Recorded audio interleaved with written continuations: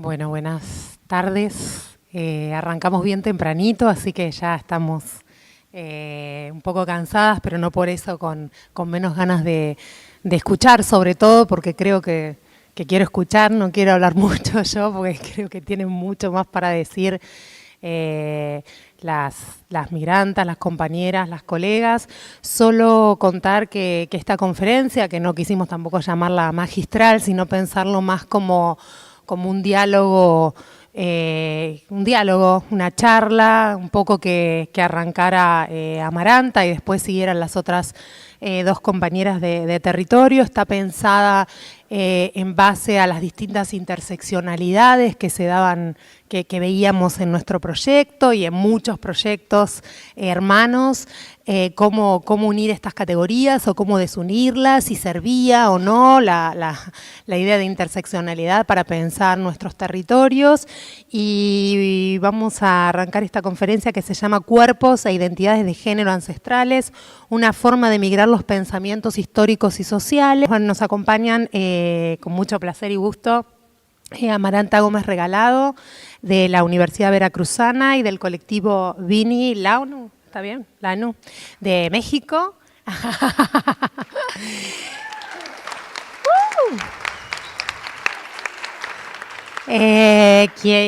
Quien ahora empezará su charla, y después está Analisa Duarte, de la Asociación Civil Diego Duarte, de nuestro territorio.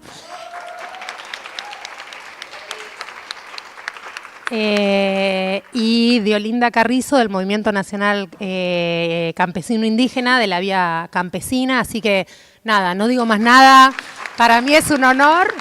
Va a decir algo acá Teresita. No, una tarea les voy a dar. ¿Están dispuestas?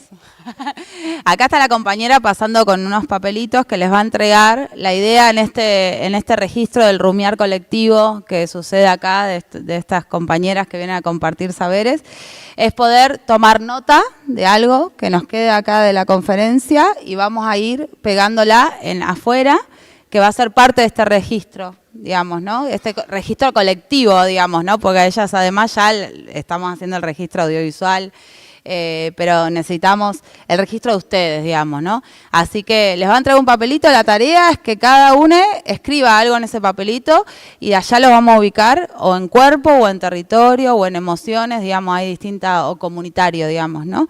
Pero más allá de eso, de las categorías de afuera, ustedes tomen nota de alguna, después me pueden pedir a mí más papelitos, tomen nota y compártanlas con nosotros.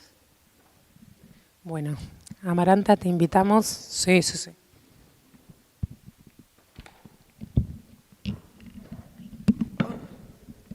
Como soy medio actriz, ay, la otra.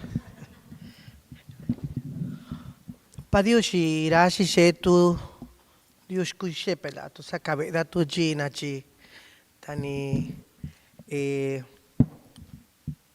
arika kayuino dicha. Muchas gracias por quedarse hasta tarde. Yo sé que estamos un poco cansadas, pero celebro que se hayan quedado. Y como varias personas les pasó, intenté cambiar ya lo que iba a decir, pero luego dije que no. Y como es tan tarde, entonces dije, bueno, prefiero mejor hablar sobre mi vida sexual, erótico y afectivo, y eso tal vez podría ser más divertido, y entonces, y podría despertarnos, ¿verdad? Pero bueno, luego dije, no, toda decencia también cabe. Y bueno, muchas gracias al equipo de Migrantas por la invitación, con muy buen tiempo de anticipación. Muchísimas gracias por todo el esfuerzo y las dificultades también que hubo para llegar.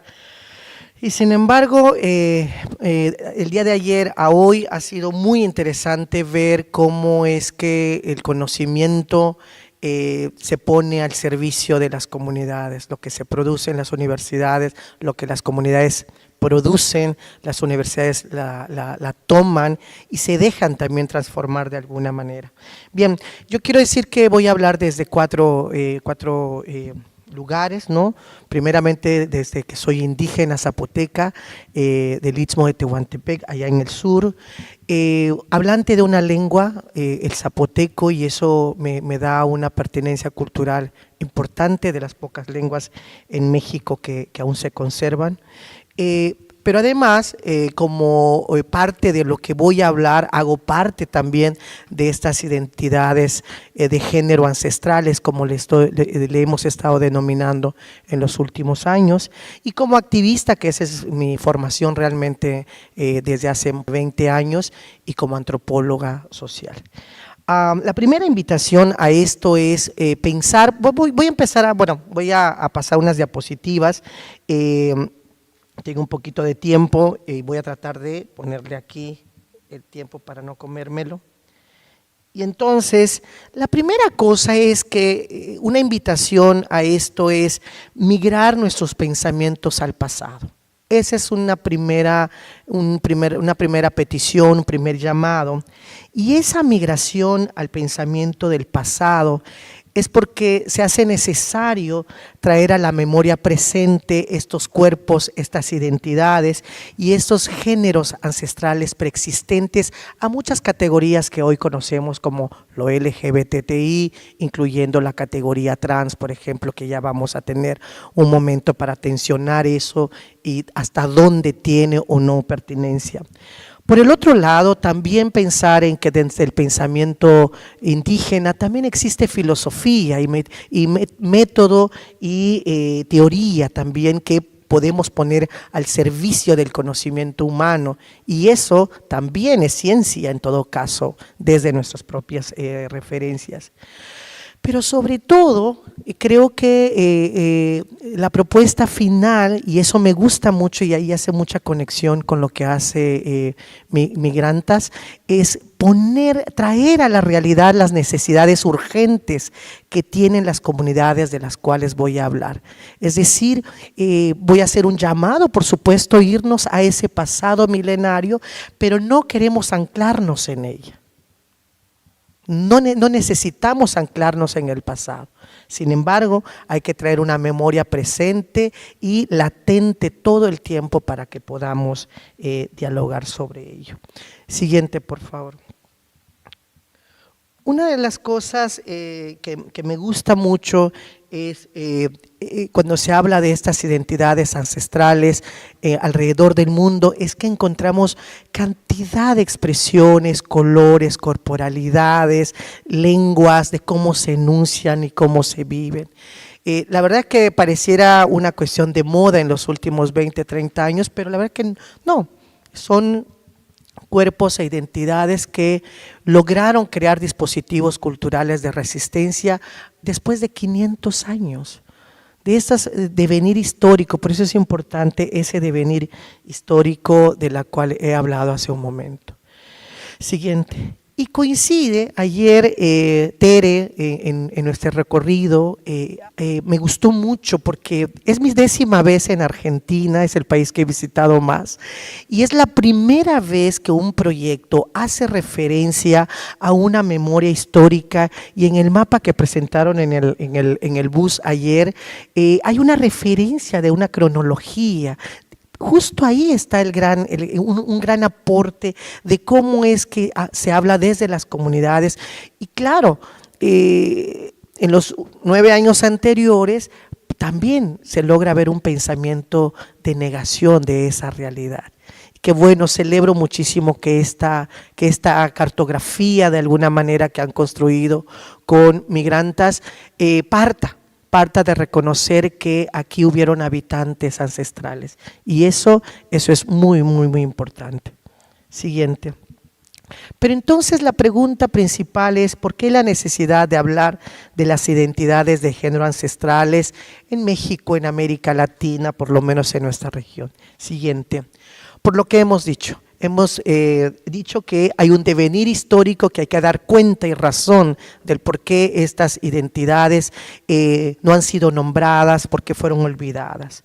Porque me parece que lo LGBTI en este momento no es suficiente para poder explicar estas identidades, tampoco lo trans. Sin embargo, eso es una categoría muy importante que vamos a defender en un momento dado. Siguiente. Antes era el pastor, era el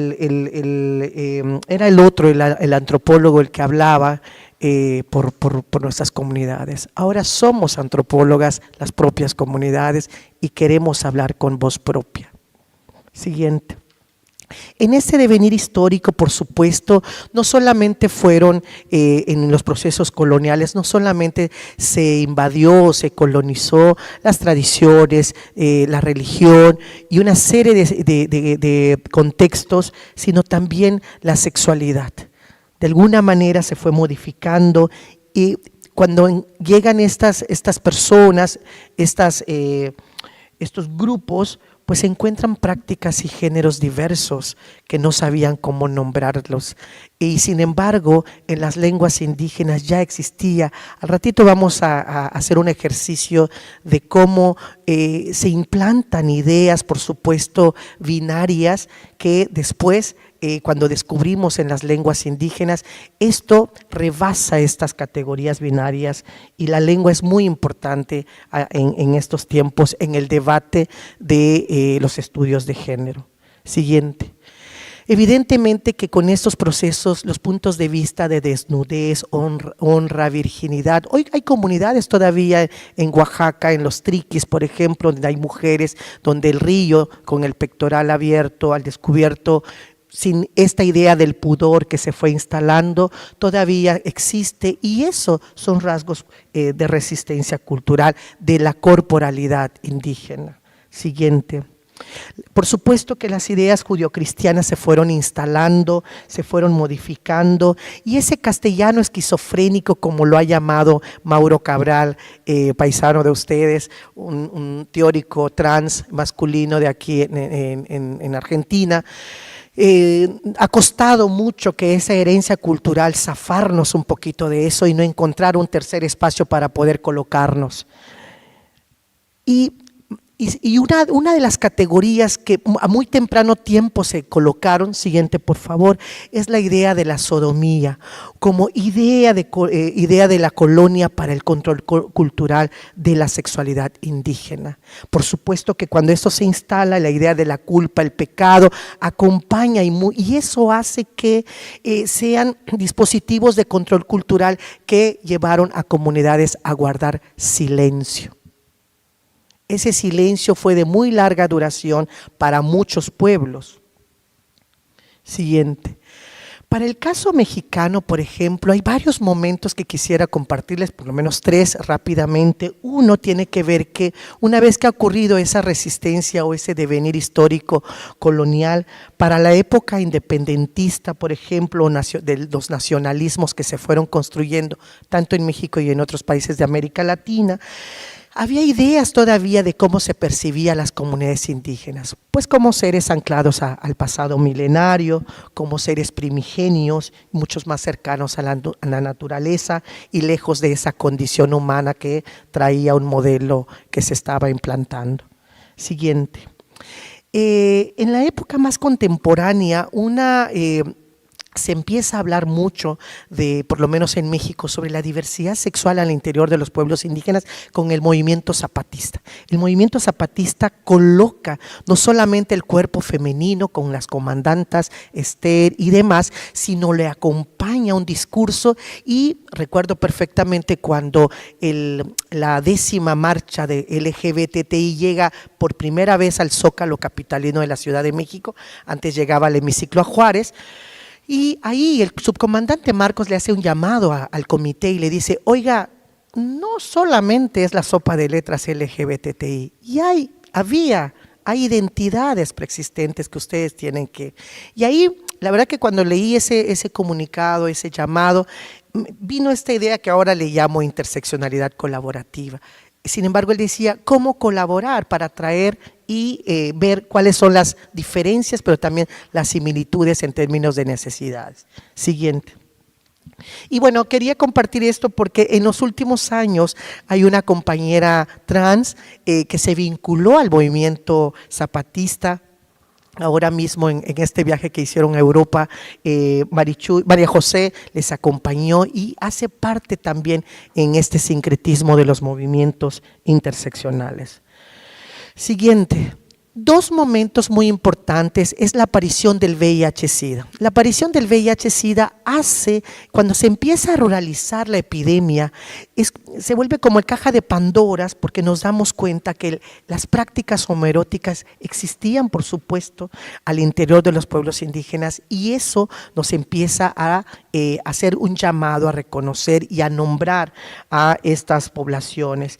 Finalmente, ya dentro del activismo, la documentación de casos, de estudios, de informes, que por cierto uno de ellos lo presentamos ante la OEA, y para hacer un llamado al reconocimiento de estas identidades. Siguiente. Sin embargo, a pesar de todo esto, y como bien lo dice Guillermo Núñez, el silencio sigue existiendo. Cuando vas a las comunidades y preguntas si existe, dónde se reúnen, se sigue negando. Se sigue negando por el miedo al estigma, el miedo a la discriminación, el miedo al rechazo. Siguiente. Afortunadamente hubieron grupos culturales que no guardaron silencio, pero sí tuvieron dispositivos que fueron acompañando de resistencias y de cuidados para que pudieran hoy en día ser nombradas, ser reconocidas. Solo doy un ejemplo que me parece que lo más cercano para mí es lo Mushe, pero también esa fotografía en una visita que hice a Nueva Zelanda, una reunión con las Fafafines en la Polinesia, tuvimos la posibilidad de pensar en algo que ya estamos construyendo, que voy a platicarles ahora, sobre la construcción de una etnocartografía de las identidades de género ancestrales, es decir, poner en un mapa dónde, como decimos en México, dónde chingados estamos, cuántos somos, quiénes somos, cómo nos nombramos, qué necesidades tenemos, ¿no? Qué ofrecemos desde nuestra riqueza cultural, pero que también qué necesitamos del otro o la otra para empezar ese diálogo.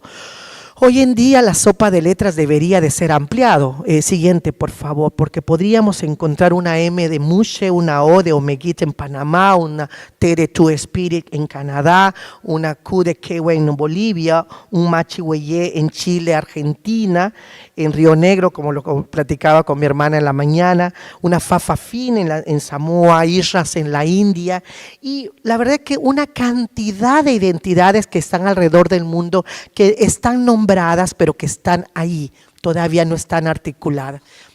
Yo a lo largo de estos años les he preguntado a ciertos grupos si conocen y han tenido algún acercamiento con algún tipo de algún otro grupo, y la verdad es que ni siquiera se ha cruzado esa posibilidad. Y esta etnocartografía busca en los próximos años hacer un gran encuentro global para que se conozcan por lo menos, para que ese diálogo intercultural entre estas identidades se logre.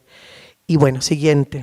Entonces, el mapa continúa, hay muchos nombres que se deben de nombrar.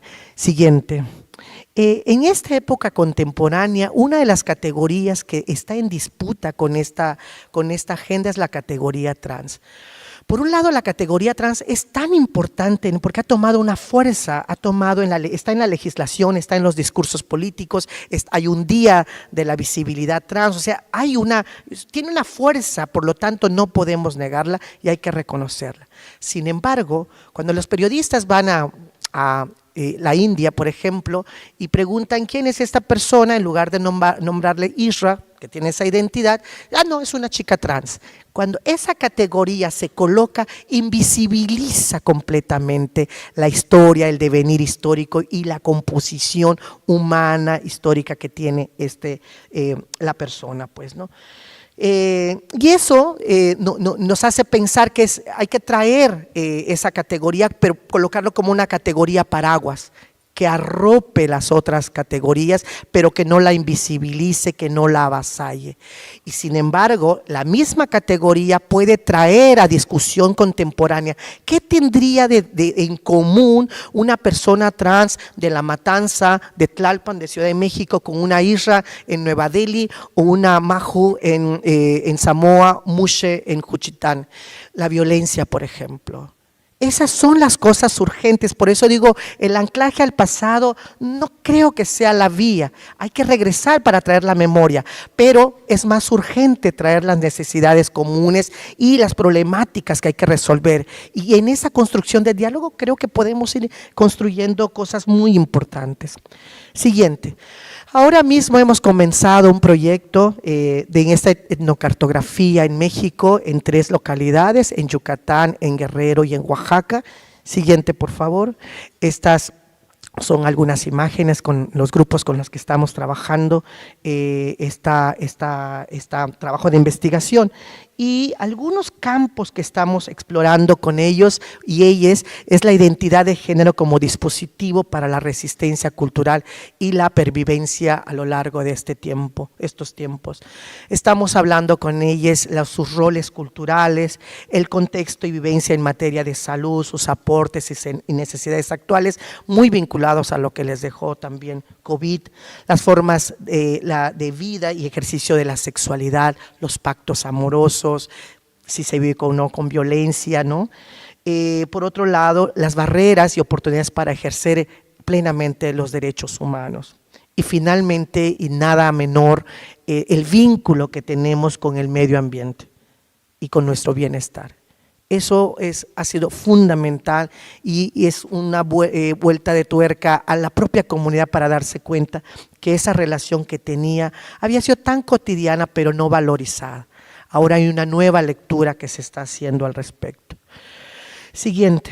Y lo hacemos desde un pensamiento filosófico indígena. Este proyecto está basado en 4 grandes pensamientos de un filósofo zapoteca y es el Genda. Estamos revisando el don de las personas, dicha, la palabra, el aji, el yo, el vinigenda, el don de la creación y la creatividad. No se preocupen en apuntar, les voy a dejar el power. De Genda vamos a explorar el campo del ser, o estamos explorando del ser y la identidad de género ancestral. De Dija estamos explorando el campo de las palabras, cómo nos nombramos, cuál es el origen del vocablo, qué significado y significante tiene. De la allí exploramos el campo de la salud, la sexualidad, la salud, enfermedad, muerte. Desde Vinigenda exploramos el campo del talento, la función social, etc. Y me parece que un ejercicio que hay que hacer es remitirnos a las lenguas, cuán amarrado estamos de nuestros pensamientos como sociedades modernas en estos tiempos. Siguiente, voy a hacer un ejercicio rápido y por favor, respuesta rápida. Siguiente, por favor. Siguiente. Siguiente. Siguiente. Para ustedes, esta fotografía, ¿qué sería? ¿Es la o el mushe? Así, a boca pronto. La, por la vestimenta, por todo lo, o sea, lo que significa. Bien, siguiente, por favor. ¿Son la o el mushe? ¿Estamos seguros? Bueno, bien. Generalmente, bueno, ustedes son académicos, muchos, pero la verdad es que en la vida cotidiana, estas apariencias, estos modelos, pues nos la hemos creído y nos parece difícil salirnos de estos encuadres que nos han colocado. Y sin embargo, siguiente, el artículo, en la lengua de zapoteco está el artículo neutro, el ti. Vamos a hacer un ejercicio. Siguiente, por favor. Siguiente. El ti, por ejemplo, tenemos ti cubeta, una cubeta en femenino, tiyo, una casa, tibiku, un caballo, tibichoche, un tomate, tiguná, una mujer, tingiu, un hombre, tingiu, una lesbiana, timuche. Siguiente, por favor. Por lo tanto, ti se vuelve un artículo neutro que no antepone al género, sino lo acompaña gramaticalmente, ni siquiera condiciona su preferencia o práctica sexual. Y ahí es donde hace un quiebre también los estudios de género con el tema del uso de las categorías de estos artículos que generalmente se usa, pues, ¿no? Siguiente, y para ir cerrando. Entonces, ¿por qué la necesidad de seguir hablando de estas categorías no tradicionales en los discursos de género y desde nuestras culturas indígenas? Primero, para ir contestando también a las terfistas, decirles que no somos un invento de la modernidad. Nuestras identidades son preexistentes y ellas no nos pueden colocar en ese lugar que quieren colocarnos. Siguiente. Porque además estas identidades no están estáticas en sus contextos, están experimentando, están vivientes, quieren mostrar su riqueza cultural desde su propia identidad. Siguiente. Porque además quieren entablar un diálogo intercultural, un diálogo interseccional. Y hay en dos niveles, y eso es muy importante. Por un lado, ya aquí se ha dicho eso que Kimberly Crenshaw nos proponía, que esta interseccionalidad descriptiva, o sea, cómo es que múltiples vulnerabilidades a partir de varias realidades que vive una persona puede ponerla y exponerla a violación a los derechos humanos, a sus derechos, agresiones, violencia y demás. Ahora, creo que ese es un piso muy importante que nos puso Kimberly. Pero justo pensando en el plan de acción que han dicho, tanto de migrantas como de estos proyectos, ¿cómo empezar frente al Estado? Muchos de estos grupos enunciados o esas intersecciones enunciadas, estamos peleando, el pastel cada vez más es más chiquito. Por lo tanto, y eso le conviene al Estado, por lo tanto necesitamos pasar ahora, usando la categoría de interseccionalidad descriptiva de Kimberly, a una interseccionalidad colaborativa. Y eso es acercarse al otro, conocer, ¿dónde le importaría el movimiento de personas con discapacidad las identidades de género ancestrales? ¿Por qué el movimiento de personas de identidad ancestrales tendría que conocer el movimiento campesino, por ejemplo? Y así, creo que cada vez más ese diálogo, esa interseccionalidad colaborativa nos podría ayudar a ese plan de acción en los próximos años.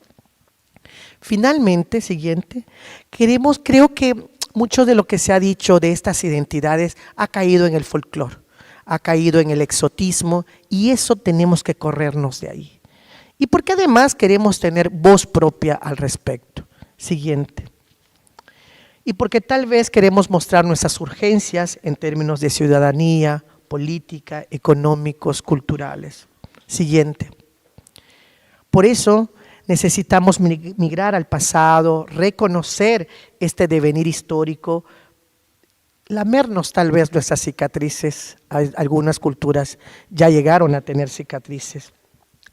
Y sí, insisto, no anclarnos al pasado, pero sí tener una memoria presente y latente todo el tiempo. Siguiente.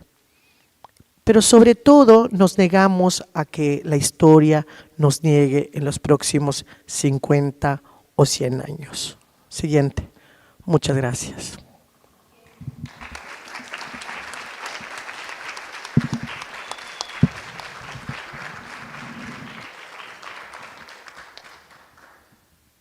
Bueno, hermoso.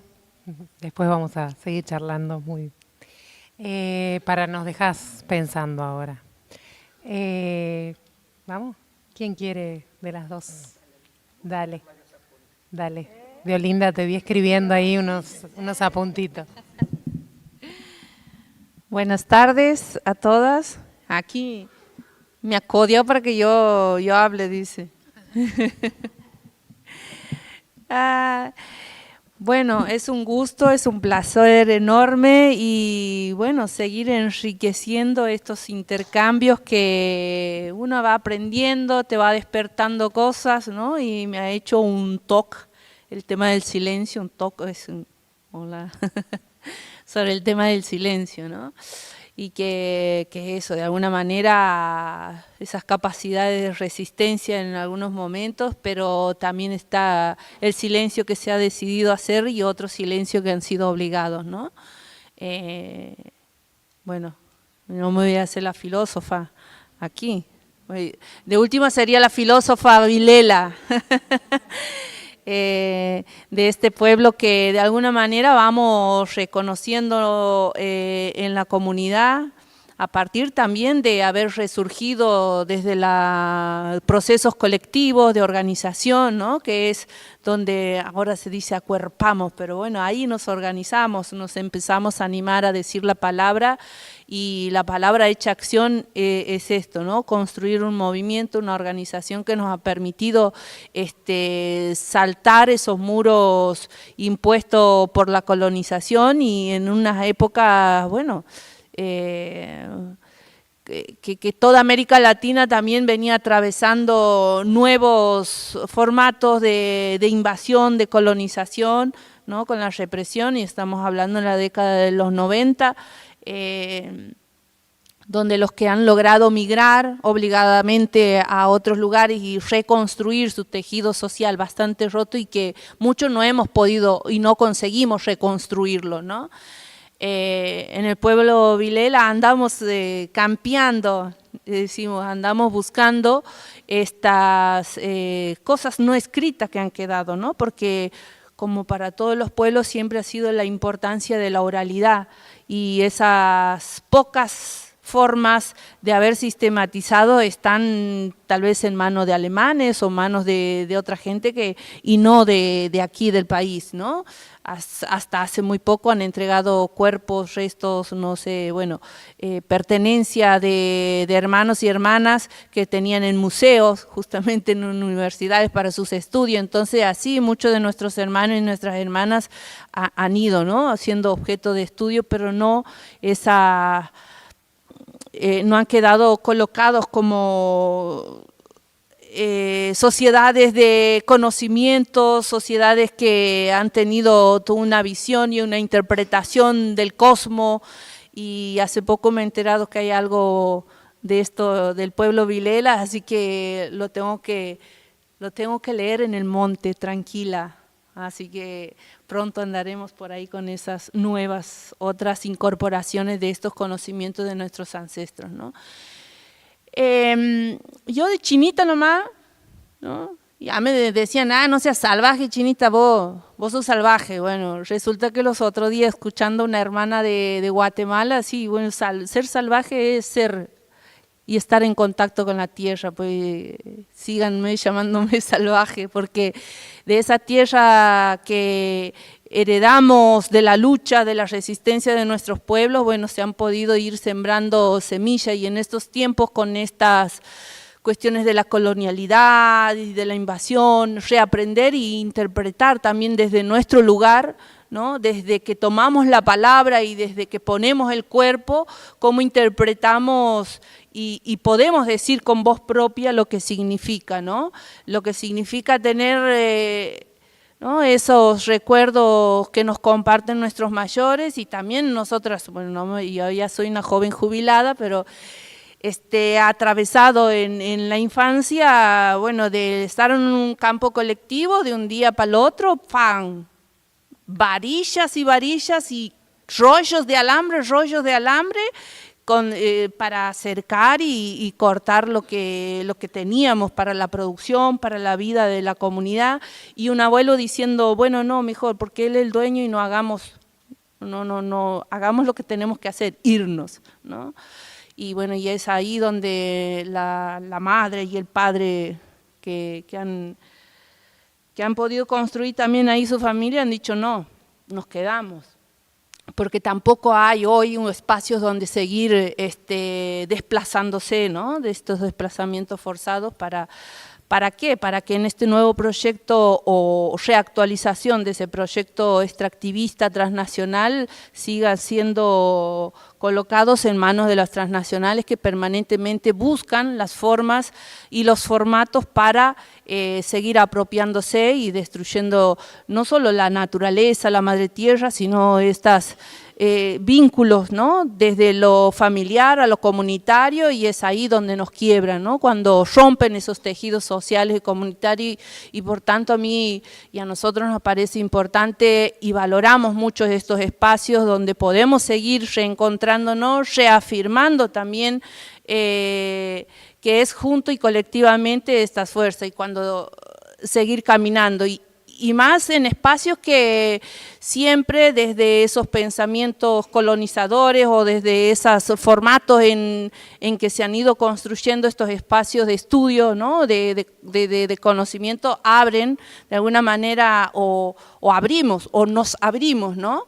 A participar y a estar, no solo por, bueno, ahí viene la Vilela linda, qué lindo, no, sino también a los compromisos y a cómo vamos rompiendo y vamos reestructurándonos, ¿no? La próxima semana, por ejemplo, hay un encuentro que también nos han invitado y van a venir otros compas, dice, pero vos no vas ahí, sí, capaz voy. Uy, esto salió por internet, ¿no?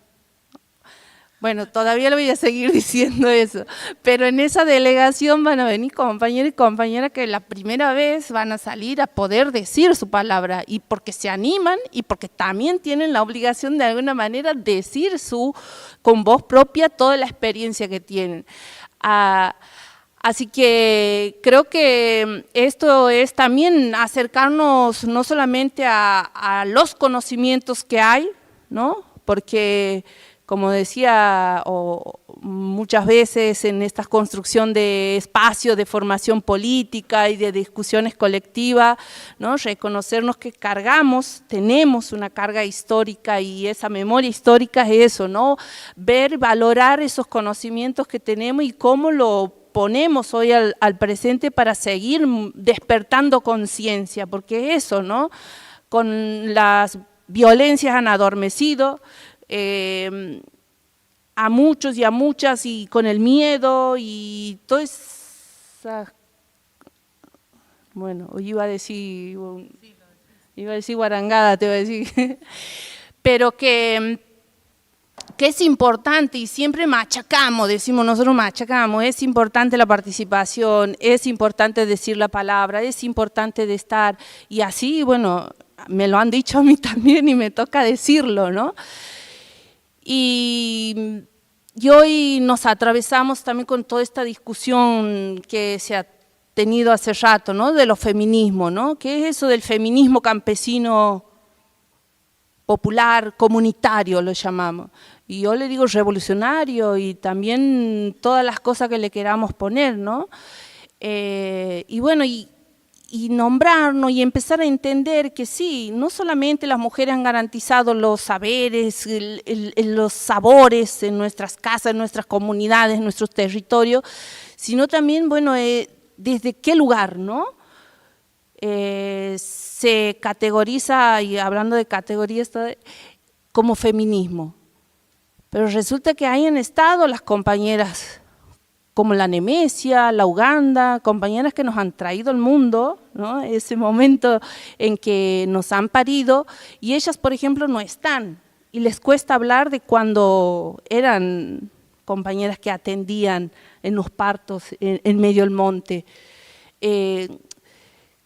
por esas cuestiones de la vergüenza. Entonces, y eso, haber sido partera, es ser feminista, no ser feminista. Y bueno, esas cuestiones que de repente también en lugares mixtos cuesta abordar esos temas o incomoda, ¿no? Incomoda el término de feminista. Entonces, cuando nosotros hablamos de un feminismo campesino, indígena, popular, hablamos de un feminismo que reconozca, valore y se respete, ¿no? Lo que se trae desde el trabajo cotidiano de las mujeres, de lo que se tiene, y que también, ¿no? Que no estamos solo para revolver la olla únicamente a la hora de las asambleas, ¿no? Queremos también estar en nuestra ronda con nuestras decisiones y nuestras discusiones, y a veces se categorizan a las discusiones estas desde la voz de las mujeres como algo, bueno, irrumpe. Claro que va a irrumpir, porque han estado muy cómodamente, ¿no? Con el patriarcado casi incuestionable, cosas tales como, bueno, el abuso es una cuestión cultural, y mira, no la veo como cultural, que vengan y de sopetón quieran hacer con mi cuerpo lo que quieran, y no es cultural. Entonces todas estas discusiones que se van como acumulando y se van teniendo, y en algún momento hace como la pus, ¿no? Para mí es eso, el patriarcado, y decían los otros días los compañeros que estábamos haciendo una discusión, Y sí, la verdad que a veces comíamos cada patracio son los sapos, que le llaman allá, y es eso, ¿no? La capacidad también de poder tener la valentía para poder discutir, porque lo del feminismo no es una cuestión de clase solamente elitista y no sé qué, sino también en la clase popular la tenemos esa discusión. Lo de los trans también es una discusión y no es una cuestión de clase. Eso también nos atraviesan y sobre todo, bueno, si hablamos de víctimas de discriminaciones, una persona que se declare trans en la ruralidad, al menos en nuestra zona, es muy fuerte, digo. La discriminación que tiene que vivir, que pasar, y mismo hablando casi en un entorno organizativo, revolucionario y todas esas cosas, ¿no? Cuesta porque está permanentemente como mirado, cuestionado, y bueno. Un poco por retomar, y voy a agarrar la lupa porque son tiempos en que uno, sí, tiene la jubilación de la juventud y de la vista. Mira que a mí me decían ojo de gato y todas esas cosas, ¿cómo me enojaba? Dios mío. Los otros días hablando, bueno, que hemos tenido también un encuentro con unas compañeras sobre el tema del lenguaje, ¿no? De cómo en el lenguaje también nos vamos transformando y sabemos que nosotras también nos vamos haciendo en esa desestructuración, en ese desarmado de nombrar, de nombrarnos, y es algo para mí importante, como decía ella, lo tenemos que ver para poder entender estos procesos, lo tenemos que ver también como la cebolla en capas, ¿no? Capas históricas, y también territoriales, ¿sí? No es lo mismo un proceso organizativo de 30, 40, 50 años que a uno de hace 15, ¿no? Por más que estemos hablando del mismo tema por ahí, quizás no termina de ser lo mismo la discusión y la conversación. Y no es lo mismo estar diciendo, bueno, sí, del Gran Chaco americano o del Gran Chaco que de la Patagonia. Entonces, eso también me parecía como importante también tenerlo presente en estas cuestiones de la construcción de conocimiento, en la construcción de los lenguajes y eso, ¿no? Cada territorio y cada proceso de esa memoria histórica también tiene sus particularidades y cómo es que encontramos esa esencia, creo que la pregunta que hacías vos al último, ¿no? ¿Cómo unimos eso? Me parece que la unión está en eso, la defensa de la vida, ¿no? La defensa de la vida desde la vida comunitaria, la vida colectiva y la vida de la madre tierra, que hoy más que nunca, cuando estos temas del cambio climático estamos atravesando cada vez más. Y algo más, situaciones complejas, complicadas, ¿no? Y algo que me parece también importante porque he estado escuchando sobre los territorios, ¿no? Así como había que desarmar o hay que desarmar cuando se habla de la disputa por la tierra, ¿no? Normalmente van y dicen, bueno, sí, la tierra, y se lo aborda directamente como comunidades campesinas o indígenas, y cuando dice, bueno, la disputa por el territorio, es como que se vincula directamente a los pueblos originarios, pero resulta que todo es territorio, todo es territorialidad, la tierra hace parte de ese territorio, y cuando hablamos de territorio no es el espacio donde siembro, multiplico mi semilla, es todo, ¿no? La forma de vida, la cosmovisión y cómo también es parte de esa identidad, ¿no? Y aquí, bueno, ayer me perdió de la recorrida y la compartida en el territorio en disputa también urbano, y es ahí también donde hay territorio en disputa permanente, ¿no? Y eso hay que valerlo y hacerlo valer en las cuestiones estas de los lenguajes, de las miradas también, que a veces le vamos como en esas categorías poniendo, ¿no? Así, hacer las separaciones de campo-ciudad y cuando, no sé, nos atraviesa la soberanía alimentaria. Si hay un desalojo, un asesinato de campesinos, como ha habido hace 5 años, bueno, el día 5 en Santiago del Estero, que se suman a la larga lista de compañeros y compañeras asesinadas por la tenencia de la tierra en la provincia, bueno, ahí estamos perdiendo también parte de nuestra soberanía alimentaria, no solamente la vida de un compañero, de un padre, de un integrante de la familia del pueblo Lule Vilela, estamos perdiendo también soberanía alimentaria y territorialidad ante el agronegocio. El agronegocio en este caso identificado como Los Porta, que es una empresa de bioetanol en Córdoba, que también ya tiene muchos y muchas que le vienen haciendo batalla por la contaminación que está haciendo en los territorios, ¿no? Entonces, ¿cómo quizás en eso que nos une? Bueno, el paladar, ¿no? El paladar es lo que nos une. ¿Cómo tomamos, ¿no? Las ventajas que podamos sacar de estos espacios, ¿no? Aquí hay muchos y muchas que seguramente van a convenciones internacionales. Hoy decía, había una asesora de diputados, bueno, toma nota y cómo anotamos. Y bueno, eso es esto también.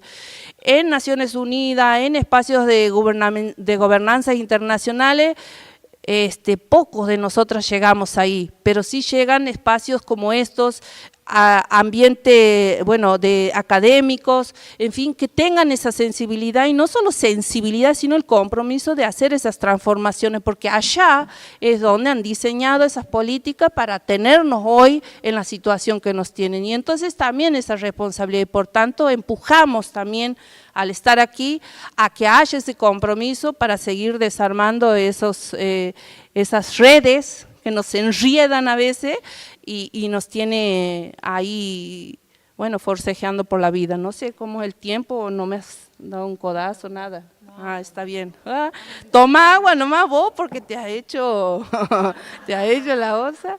Bueno, agradecer, yo me voy realmente con lo de hoy, así todo ha sido muy grande, potente, y ojalá, como decían, pueda las universidades también llegar a los territorios, porque allá, a los territorios que son universidades campesinas, indígenas, ancestrales, y que allá están también los conocimientos que a veces no estaremos en un aula tanque, estaremos quizás en las aulas montes o en las aulas selvas, y ahí estamos, pero estamos, ¿no? Así que gracias por la escucha.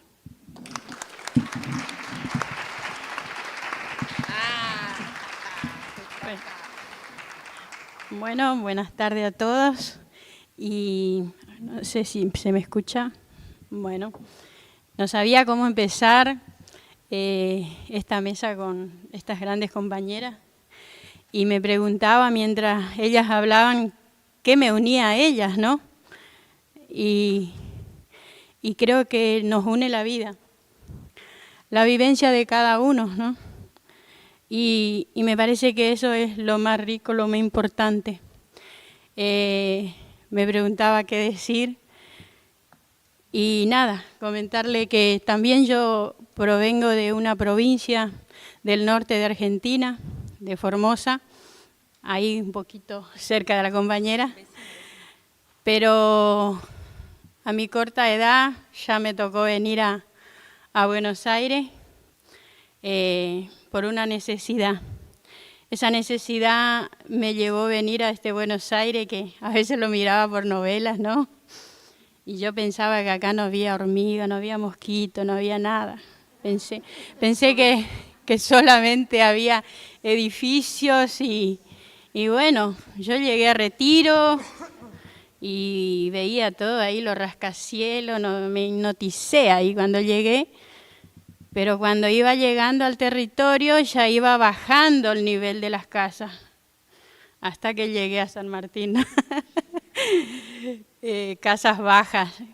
Así que, nada, yo en mi corta edad viví en Formosa, una provincia con mucha necesidad, como les decía, y me tocó venir a Buenos Aires, pensando que Dios atiende acá en Buenos Aires, ¿no? Y me encontré con una toma de tierra, sin tener dónde vivir.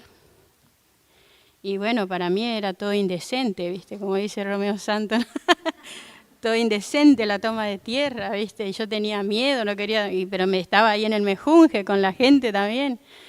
Y me encontré con varios provincianos, con personas de otro país también, y bueno, ahí nos hermanamos todos en la necesidad. Y bueno, hasta que tuve que ir a un basural. Escuché que los compañeros estaban visitando, compañera, el territorio. Habrán visto el escenario de nuestro territorio, Reconquista. Nada, comentarle un poco mi triste historia, ¿no? que me lleva a unirme, a estar sentada hoy acá. Que como mujer me tocó ir al basural más grande de acá de Buenos Aires, de la Argentina, digamos así, a comer de la basura. Tenía pocas opciones, o irme a robar, aprender a robar ahí, o irme al basural, y bueno, yo tomé la elección de irme al basural.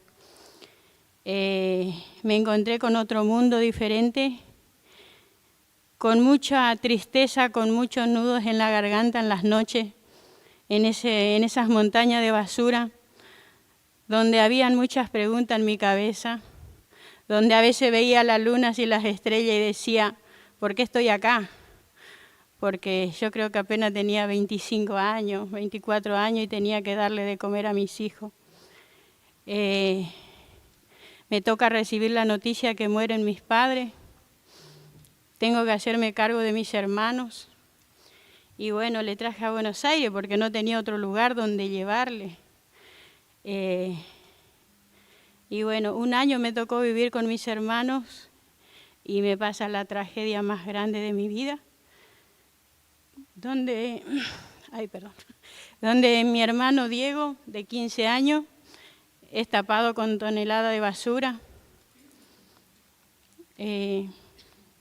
Un 15 de marzo recuerdo que tenía que empezar la escuela, Diego, y me había dicho, es el último día que voy al basural, Alicia, porque mañana empiezo la escuela. Se me partió el mundo, mi vida, en ese momento, porque era como que yo era la mamá ya de Diego, ya mi mamá no estaba, mi papá tampoco. Y ahí es donde comienza mi lucha, digamos, ¿no? Con esta pérdida de mi hermano de 15 años que nunca pudo ir a la escuela, encontrarme con una justicia injusta para los pobres. Y yo decía que tenía que pagar un precio muy alto, ¿no? Porque no había la fuerza, no había las ganas, digamos, de buscar a un pibe de un barrio pobre que se fue a meter la mano en la basura, como que me hicieron sentir responsable de toda esa historia, ¿no? Decía que ahí comienza mi historia de lucha porque este 15 de marzo hizo 20 años de la desaparición de Diego, que aún no lo encontramos, pero esa historia hizo revertir mi vida. Hace 20 años que ya no pienso en mí, que pienso en los demás Diego. Me encontré en otro mundo donde pude llenar mi vacío, mi dolor. En este mundo del trabajo territorial, ¿no? Creo que lo de Diego sirvió para conocer a muchos compañeros, muchas compañeras que me enseñaron digamos, a sobrevivir este dolor, ¿no? Pero eso me dio la fuerza a poder transformar todo lo que hacemos desde el espacio que formamos en el barrio. Es un centro cultural que lleva el nombre de Diego. Mi lucha era como que Diego no quede en el olvido. Ese fue uno de los puntos que yo tenía. Cómo hacer que todos sepan que existía Diego, porque Diego estaba sepultado, Diego fue tragado por la basura, nunca lo encontraron, nunca había voluntad para que Diego aparezca.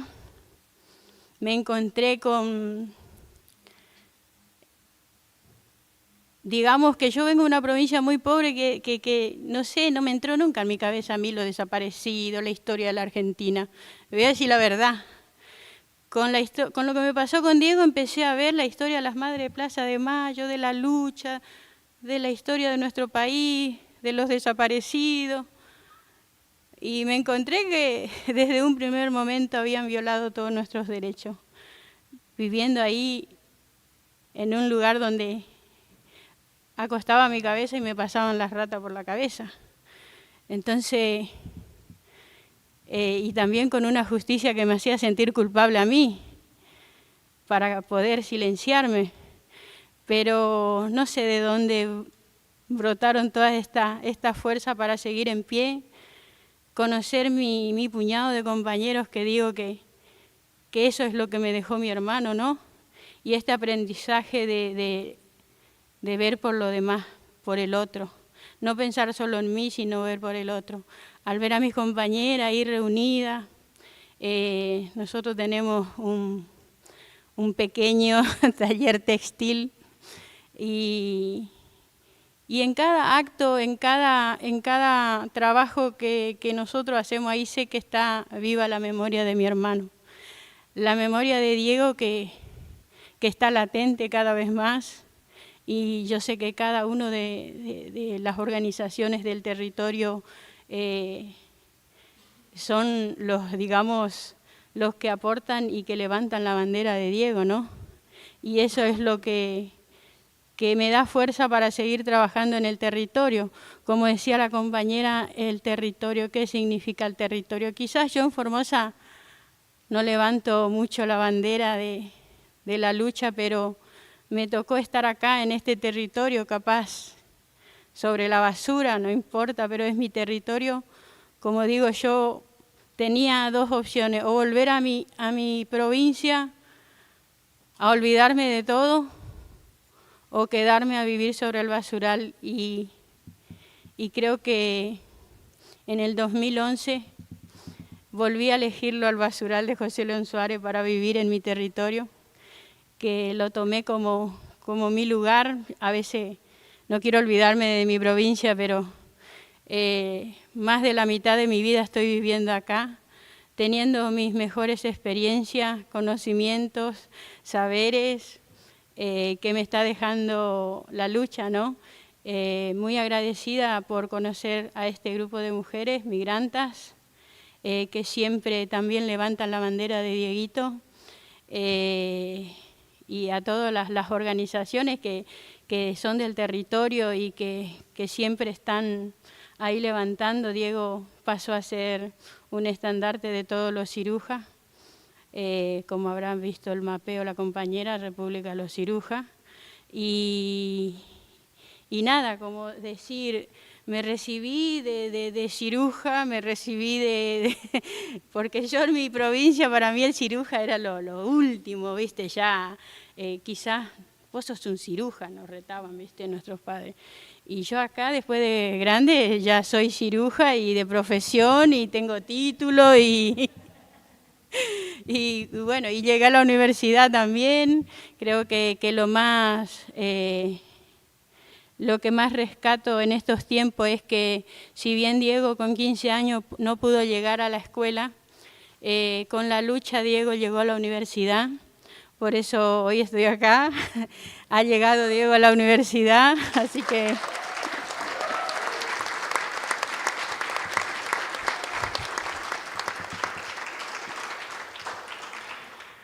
para mí es un honor estar hoy entre este grupo de compañeros que siempre están para levantarme los brazos, y como decía, me sentí acá con estas dos grandes mujeres, acá con grandes conocimientos también de lucha, y bueno, la compañera de México, que me gusta México, amo México.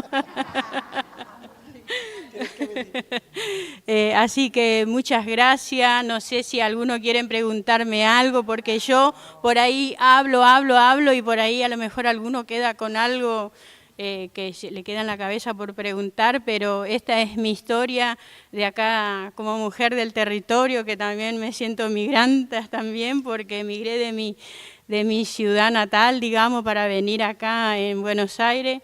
Más allá de que Buenos Aires me haya dado la bofetada más grande, más fea, también me dio algo muy lindo, que es esto del territorio, conocer todas las organizaciones y que me mantiene en pie, como digo, y que voy a seguir luchando porque se sepa la verdad, de saber dónde está Diego, ¿no? Porque más allá de que Diego físicamente no está, yo sé que la memoria de Diego está presente todos los días y que eso es lo más grande que tengo. Así que muchas gracias, no sé, díganme si quieren saber algo más.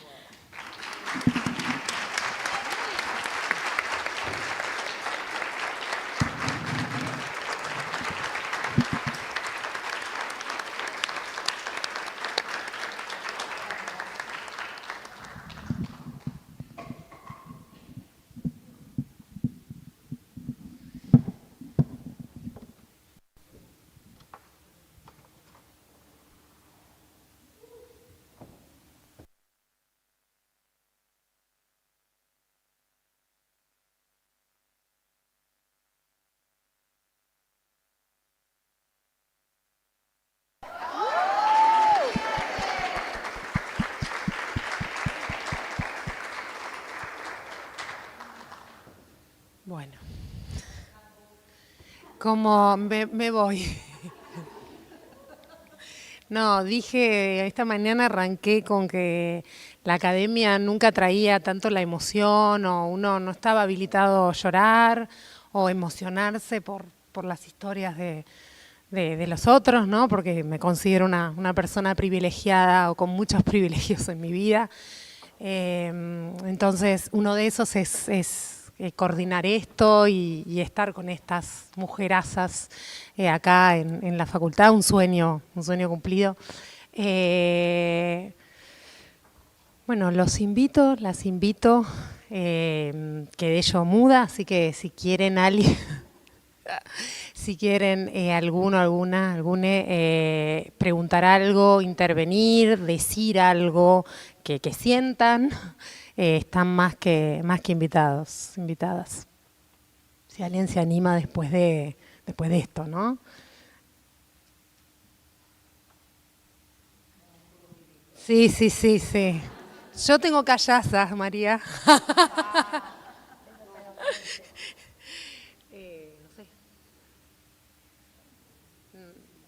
No sé. No, es nuestro, ¿no? El técnico se estiró, pero no era. Ah, se estiró. No se animan. Ah, no, era para la callaza. Ah, para la callaza querías, bueno, ya. ¿No? Estamos procesando información. Sí, yo siento como toda una cosa. Sí, totalmente. No, sobre todo por si alguien quería comentar algo, pero si no, Tere, ¿te querés decir algo? ¿No? Como tenemos la bandera atrás, que capaz que me olvidé de mencionarla, ¿no? Esa bandera es Dieguito, el Dieguito que teníamos acá en el territorio con el libro en la mano y con la zapatilla que fue a buscar. Ahí está cruzando la balsa. En balsa los cirujas hacían una balsa, ¿no? Para cruzar el río Reconquista de Bidones y Tergopor. Ahí está Delia Giovanola, también nuestra abuela de Plaza de Mayo, acá el territorio, esperándolo, del otro lado del río. Y las banderas del territorio que eligieron nuestros pibes, porque esta bandera la dibujamos en la escuela UNSAM, con nuestros pibes que también son los pibes que del bachi oficio, le decimos ahora, que son nuestros pibes que quedaron fuera del sistema y que fuimos a buscar. Porque ya venían con 14, 15 a arrancar la escuela, y que capaz que el sistema no esperaba mucho de ellos, entonces teníamos la libertad para hacer con ellos una escuela distinta, digamos, ¿no? Y también ahí es donde aparece como esa magia acá me llevo como un montón de frases, ¿no? Y la tallamos de madera. Esta bandera es una bandera hecha en grabado, tallada en madera en la cárcel, ¿no?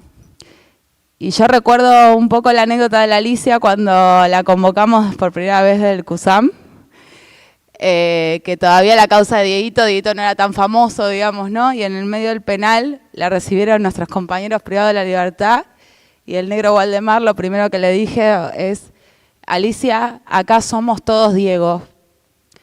Y ahí como que Diego se fue multiplicando y multiplicando, ¿no?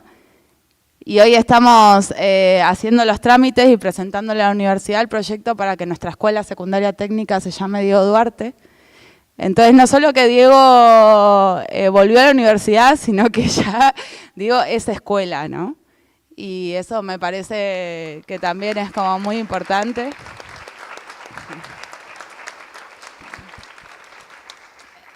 Así que, bueno, eso, me parece que ahí Ali siempre nos ilumina porque tiene una cabeza gigante, además un corazón, me parece que sintetiza la voz de muchas compañeras, y en la historia de Diego está condensada toda esa historia en nuestro territorio, ¿no? De nuestro territorio migrante, de nuestros pibes. Y bueno, nosotros con Migrantas también llevamos adelante el juicio popular por Diego Duarte, un poco agarrando la experiencia de hijos.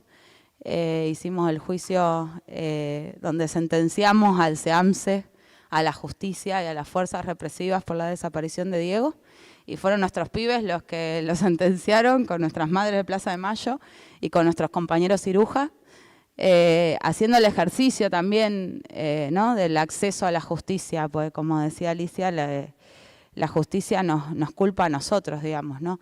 Y siempre nosotros decimos, no tenemos pibes en conflicto con la ley, tenemos a la ley en conflicto con nuestros pibes. Entonces, ahí vamos dando vuelta de tortilla porque era ilegal que nuestros compañeros vayan al basural, porque la basura tenía propiedad privada, era dueña de las empresas de residuos. Entonces, siempre nosotros estuvimos, digamos, fuera de la ley, digamos, ¿no? Y bueno, y vamos construyendo esta justicia comunitaria. Y bueno, y logramos hoy que se pueda reciclar, digamos, se logró tantas cosas, ¿no? Logramos tener la escuela. Así que nada más que gracias. Y eso. Todos somos Diego.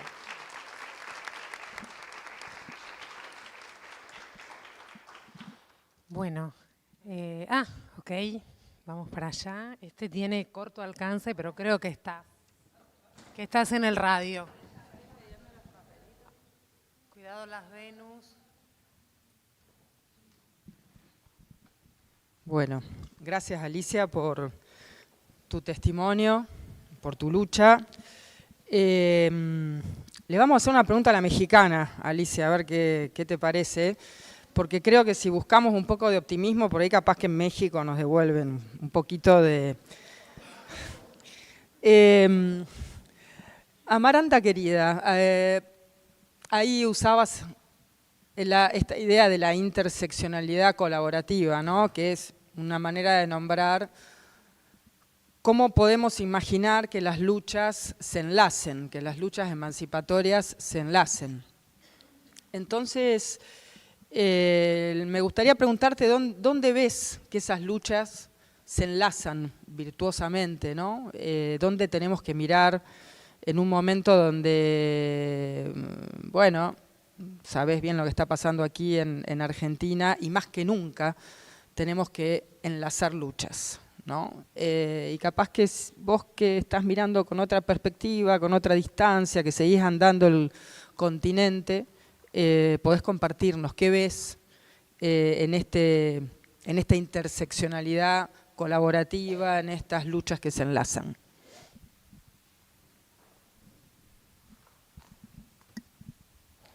Ana siempre tan aguda.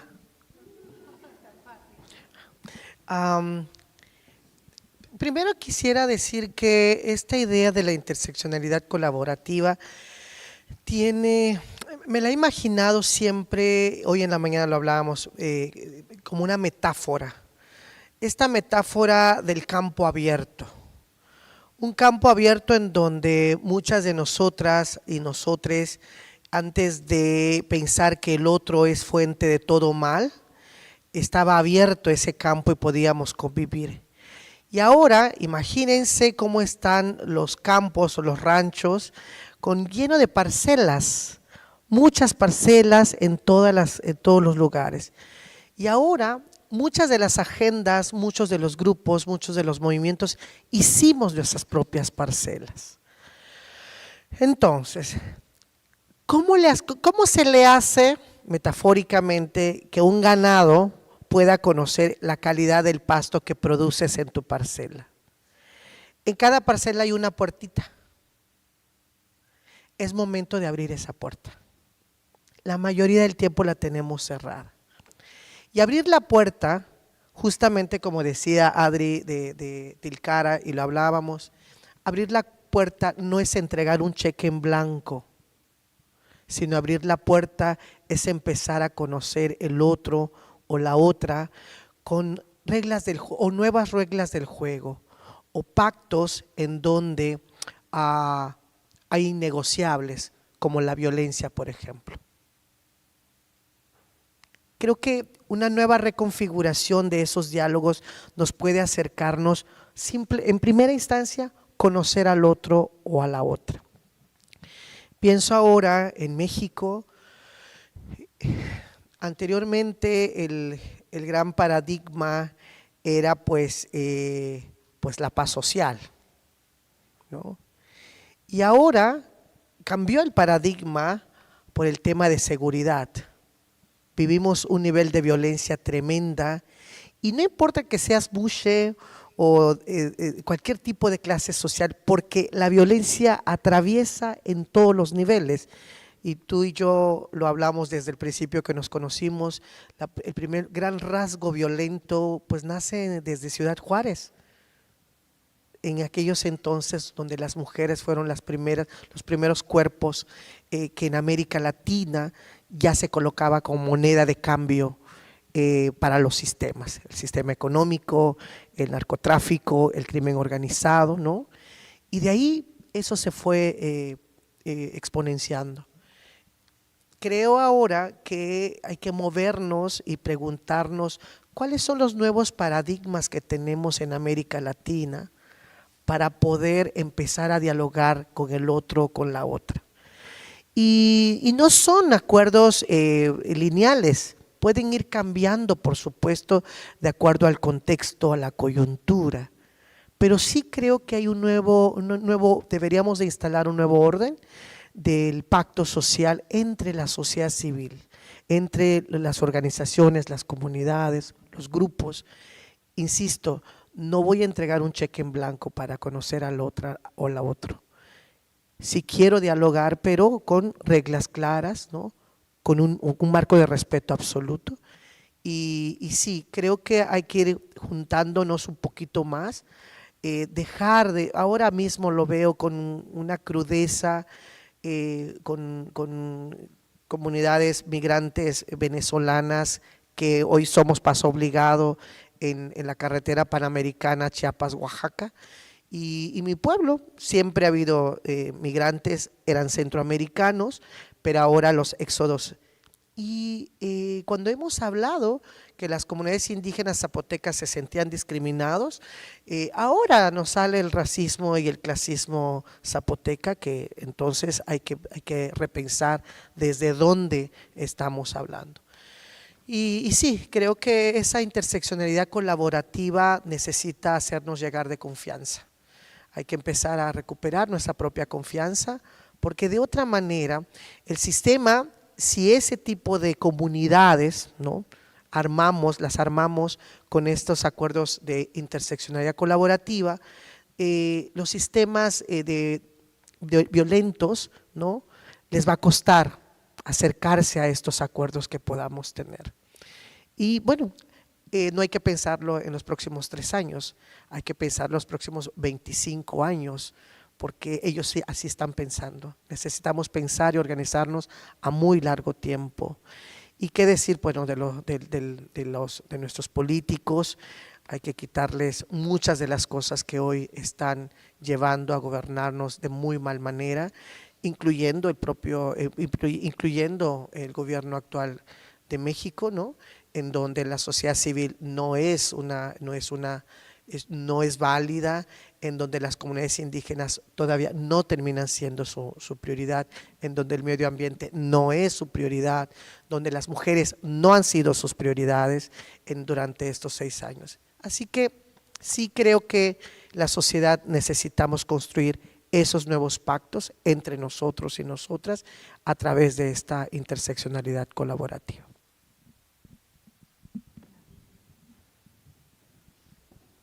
Somos solteras, esa es la respuesta.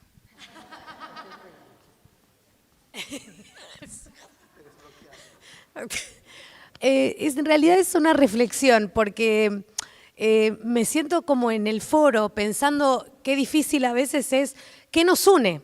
Que me gustó mucho, Ali, que dijeras que nos une la vida, porque ¿cómo podemos unir el trabajo de Amaranta, la experiencia y el trabajo que nos trae de Olinda y también lo que vos nos traías, Ali, desde tu experiencia y tus conocimientos? Y algo que pensaba, estoy con la planta, pero algo que pensaba que realmente me parece que las 3 presentaciones nos dieron elementos para pensar, y es en esto de dar vuelta a la tortilla que alguien dijo, de repensar el conocimiento y el saber, ¿sí? Repensar desde un lugar diferente del que nos lo contaron, ¿no? Pensarlo lejos de la academia colonizada, de la que soy hija, de todos modos, pero repensarla desde estos otros saberes, pensarla desde los saberes de las identidades ancestrales, pensarla desde esas palabras que nombran las identidades ancestrales, pensarlo desde los espacios y los lugares en donde esos saberes no reconocidos están circulando. Me encantó el aula monte, el aula selva, ¿no? Estos espacios en donde no hay una certificación de que eso es un saber, pero que nosotros sabemos que eso es un saber, o el saber que nos trae Ali. Yo, Ali, me acuerdo en nuestra diplo que decías que el saber te lo había dado el dolor, y también pensarlo, ¿no? El saber desde las emociones y desde estas experiencias de sufrimiento que también nos dan fuerza para aprender, si se quiere, otras formas de vida.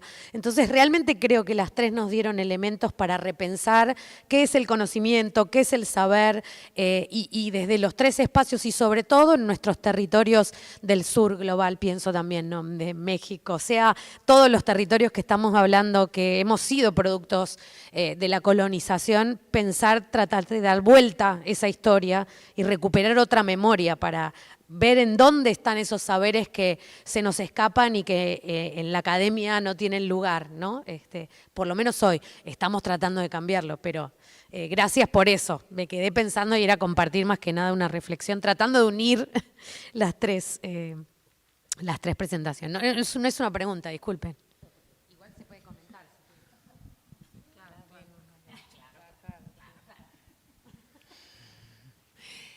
¿Alguien más que quiera comentar, hablar? ¿No? Estamos llenas. Bueno, entonces cerramos la mesa por hoy. Les agradezco un montón a mis compañeras, mis colegas. Los invitamos mañana a seguir con el programa. Estamos mañana y pasado también. Y entre tanta cosa estamos también muy, muy contentos por este espacio que estamos compartiendo.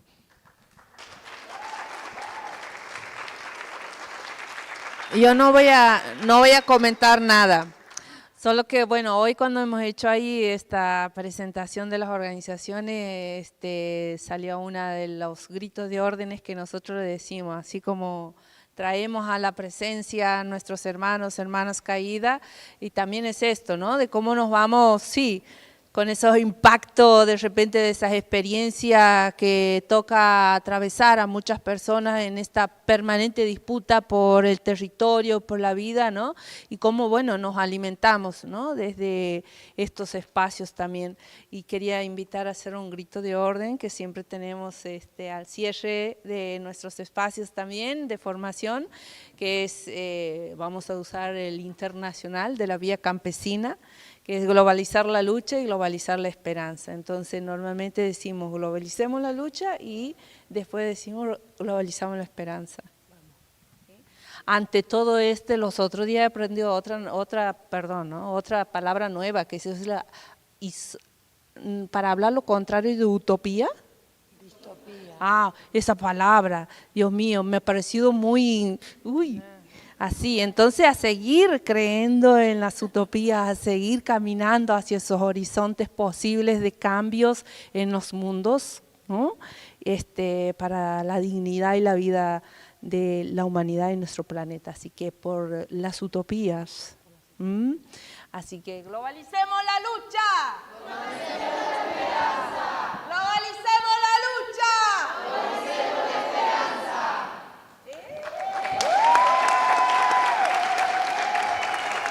Recording stop.